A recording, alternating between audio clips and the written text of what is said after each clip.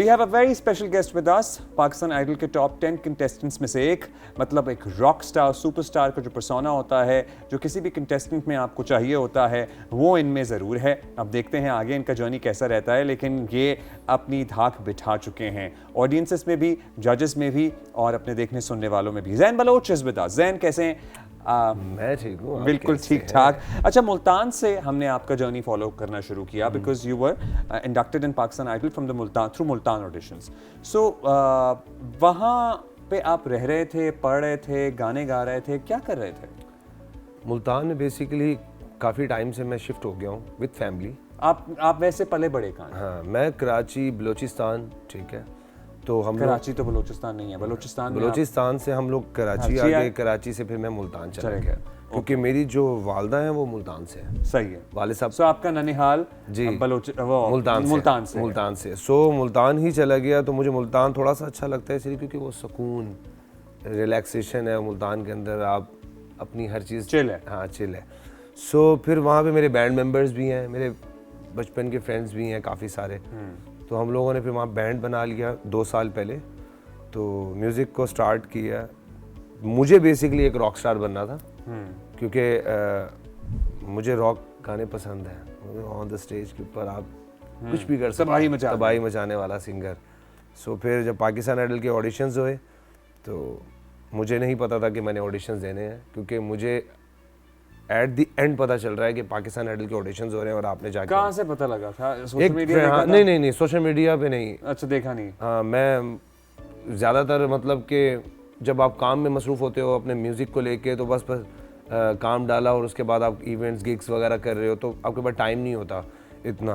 तो फिर मतलब क्योंकि अभी जब हमारी जो जिस तरह की एक बिगिनर की सीढ़ी होती है ना, तो उसमें मैनेजर्स तो नहीं होते ना, तो आप खुद ही मैनेज कर रहे थे हर चीज़ को। आपने घर भी चलाना है, आपने अपने सोशल मीडिया को भी देखना है, बैंड को भी मैनेज करना है। और बैंड को मैनेज करना तो आपके लिए सबसे बड़ी सरदर्दी है कि 15 से 16 लड़के होंगे जो आपके मतलब के जिनको आपने हर चीज़ का उनका ख्याल रखना है, प्रोटोकॉल के साथ सिंगर खुद रख रहा होता है। तो वो सीन था। तो एक दोस्त ने कहा यार पाकिस्तान आइडल के ऑडिशन हो रहे हैं कल सुबह, तो ऑडिशन तूने देना है।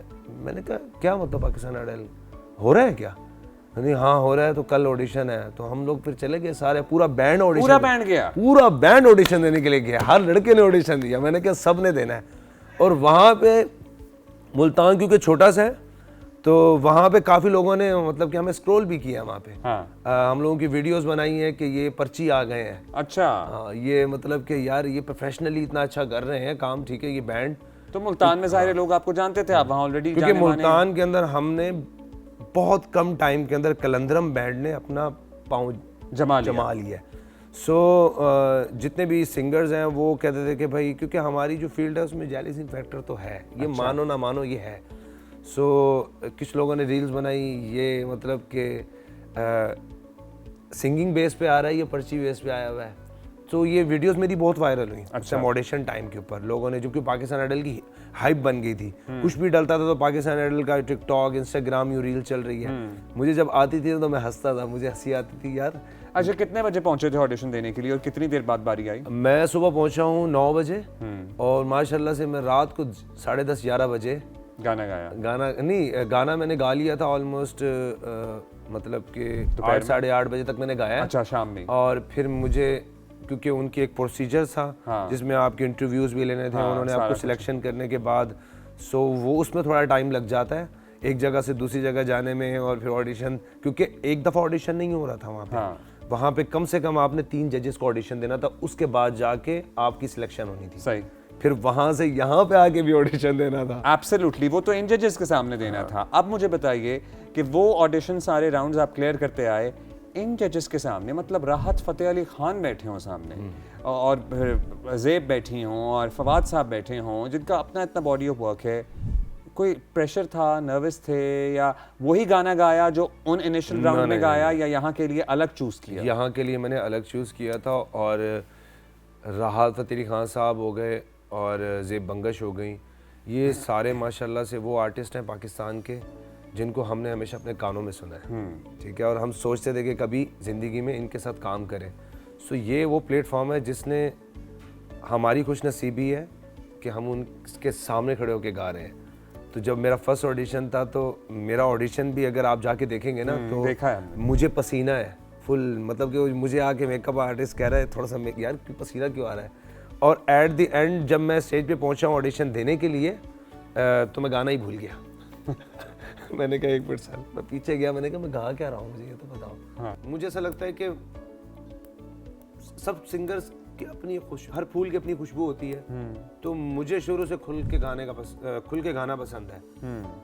तो आपकी पिच, आप जब ऊपर जाते हैं तो बड़ा खूबसूरत जाते हैं, आप सुर से नहीं हिलते, और आपकी थ्रो इतनी ज़्यादा है। मतलब ये जजेस ने आप कॉम्प्लीमेंट किया है आपको कभी? हाँ जी, ये मुझे मतलब कि पहले तो ये सब चीज़ें सीखी है मैंने अपने पाकिस्तान के आर्टिस्ट से, कोई बाहर का कोई आर्टिस्ट यूट्यूब से? यूट्यूब सुन पाकिस्तानी आर्टिस्ट हो गए, आतिफ असलम साहब हो गए।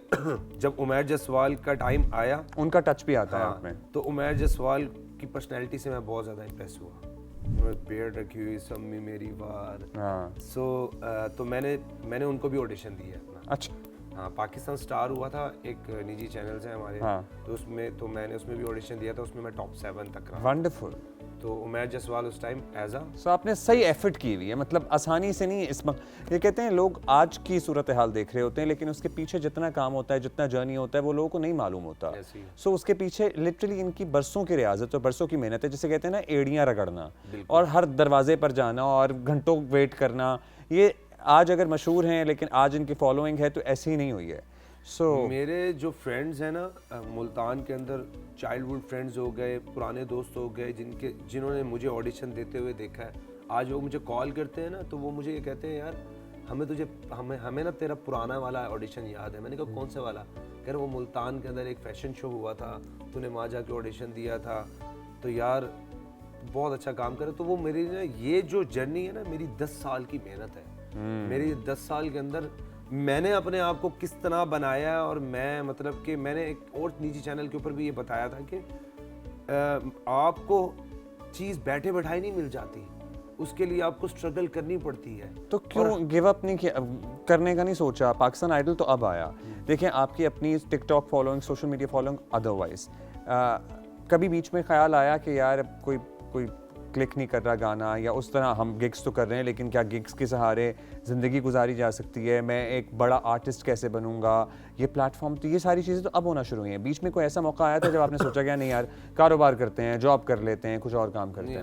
अब्दुल्ला भाई, सही नाम लिया ना? हाँ। अब्दुल्ला भाई, मैं आपको ना सच बताता हूँ, एक बात ना, as an brother, as an artist, मैंने ना एक चीज़ नोट की अपनी लाइफ के अंदर कि ना आपका अपना सोशल मीडिया आपकी सबसे बड़ी ताकत है। और ये मुझे जब जाके पता लगा, जब मैंने टिकटॉक के ऊपर अपनी चीज़ें डालना स्टार्ट की और वो वायरल होने लगी, तो मेरे लिए, मैं अपने जितने भी मेरे साथ के आर्टिस्ट हैं, जिन लोगों को इस प्लेटफॉर्म से पहले कोई जानता नहीं था, मैं ये बोलूँगा कि मुझे कोई नहीं जानता था, मुझे लोग जानते भी हैं और कुछ लोग नहीं जानते। इस प्लेटफॉर्म से मुझे एक फ़ायदा ये ज़रूर हुआ है कि अब आपको सब जानते हैं। हाँ, सब जानते हैं, पूरा पाकिस्तान क्या पूरी दुनिया जानती है। अब आपको सब जानते हैं। मेहनत जो होती है ना, वो इंसान को ज़रूर मिलती है, उसका जो फल होता है ना, वो आपको हमेशा मिलता है। अच्छा, अब थिएटर राउंड में आपकी अपनी मर्जी थी गाना गाना, या उन्होंने दिया आपको?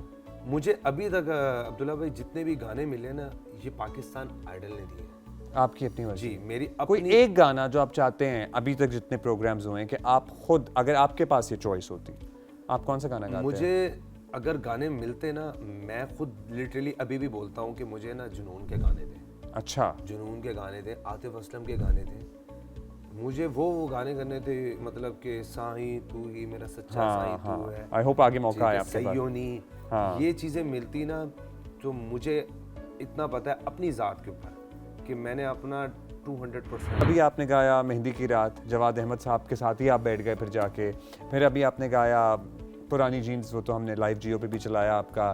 क्या फीडबैक आ रहा है? मतलब ये गाने आपके जॉनरा से मुख्तलिफ हैं, इनको गाते हुए आपको प्रैक्टिस ज़्यादा करनी पड़ती है। शुजा साहब के साथ आपका एक्सपीरियंस जो रिहर्सल्स वाला होता है, उससे आप कितना सीख रहे हैं? अच्छा, शुजा सर अब मेरे लिए मेंटोर है। वो बहुत बड़े आर्टिस्ट हैं, बहुत बड़े आर्टिस्ट हैं, और ये मैं अल्लाह को हाजिर नाजिर जान के कह रहा हूँ कि पाकिस्तान में बहुत बड़े आर्टिस्ट हैं, मगर उन जैसा आर्टिस्ट मैंने उनके साथ काम किया है ना, वो बड़े टेक्निकल इंसान है। उन्होंने पुरानी चीज़ को उठा के ना एक नया रंग दिया ना। आपने जितनी भी चीज़ें सुनी है ये बहुत पुरानी है। मैंने वो गाने आज अब आके सुने हैं जो मैंने अपनी लाइफ में कभी नहीं सुने थे। और जब सर ने, मैं जब वो ओरिजिनल सुन रहा हूँ और सर जो उसको इम्प्रोवाइज़ करके और उसका नया म्यूज़िक बना रहे हैं, hats to all of musicians जो पाकिस्तान आइडल के साथ जुड़े हुए हैं और शुजा सर।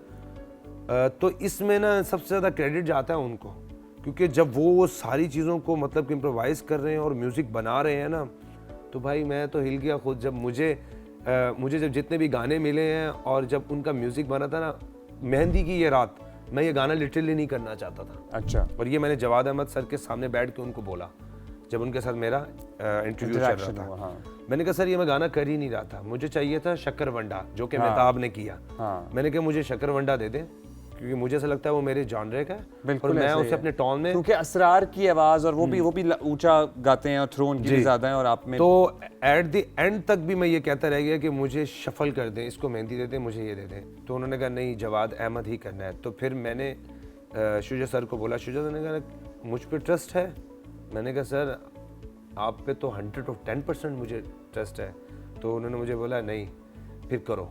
तो फिर करें, यहाँ भी करें हम। मैंने कहा फिर चलें करते हैं। जो म्यूज़िक लवर्स हैं ना, we are very musical, Huma and me both, और हम बड़े एक एक चीज़ को नोट करते हैं और हमारी बहुत रियाजत है, मतलब सुनने के पीछे भी रियाजत होती है। सो हमने बहुत पुरानी चीज़ें भी रखी हुई हैं, संभाल के सुनते हैं। सो हम आपकी हर ट्वीक को हम पकड़ लेते हैं कि यहाँ इसने ये चेंज किया एंड माशाल्लाह it is paying you of.